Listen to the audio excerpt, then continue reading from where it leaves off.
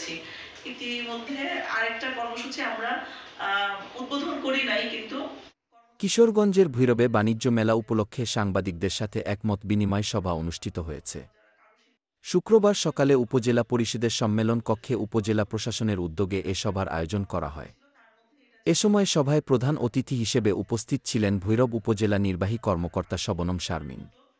উপজেলা সহকারী কমিশনার ভূমি রেদোয়ান আহমেদ রাফির সভাপতিত্বে এ সময় অতিথি হিসেবে উপস্থিত ছিলেন সাংবাদিক সমিতির সভাপতি ও দৈনিক যুগান্তরের ভৈরব প্রতিনিধি মোহাম্মদ আসাদুজ্জামান ফারুক, ভৈরব প্রেসক্লাবের সদস্য সচিব ও দৈনিক দিনকালের ভৈরব প্রতিনিধি মোহাম্মদ সোহেলুর রহমান সোহেল, সাংবাদিক সমিতির সাধারণ সম্পাদক ও দৈনিক প্রথম আলোর নিজস্ব প্রতিবেদক মোহাম্মদ সুমন মোল্লা, বাংলাভিশনের ভৈরব প্রতিনিধি Satyajit Das Dhruba, Bhairab reporters club of ইউনিটির সাধারণ সম্পাদক মোহাম্মদ আলাল উদ্দিন, জি টিভির ভৈরব প্রতিনিধি M A Halim, S A TV Bhairab প্রতিনিধি খায়রুল ইসলাম সবুজ, ৭১ বাংলা টিভির ভৈরব প্রতিনিধি মোহাম্মদ মিজানুর রহমান পাটোয়ারি, ৭১ টিভির ভৈরব প্রতিনিধি মোহাম্মদ আলামিন টিটু, ডেইলি বাংলাদেশের নাজির আহমেদ আলামিন, প্রতিদিনের বাংলাদেশ ভৈরব প্রতিনিধি মিলাদ হোসেন অপু, ডিবিসির ভৈরব প্রতিনিধি আফসার হোসেন তুরজা, মুভি বাংলার ভৈরব প্রতিনিধি মোহাম্মদ কাউছার মিয়া।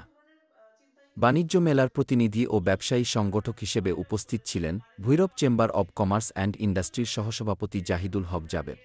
মতবিনিময় সভায় উপস্থিত সাংবাদিকরা মেলার সার্বিক ব্যবস্থাপনা ও জনসচেতনতা সৃষ্টিতে তাদের মতামত প্রকাশ করে বলেন, বাণিজ্য মেলার মাধ্যমে ভৈরবের অর্থনৈতিক কার্যক্রম গতিশীল করা যাবে।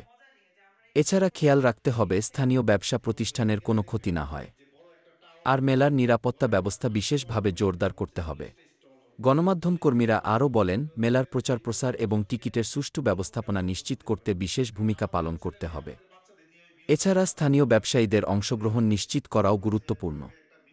বাণিজ্য মেলায় পণ্য প্রদর্শন ও বিক্রয়ের পাশাপাশি বিভিন্ন সাংস্কৃতিক অনুষ্ঠানের আয়োজন করার জন্যও আহ্বান জানানো হয়।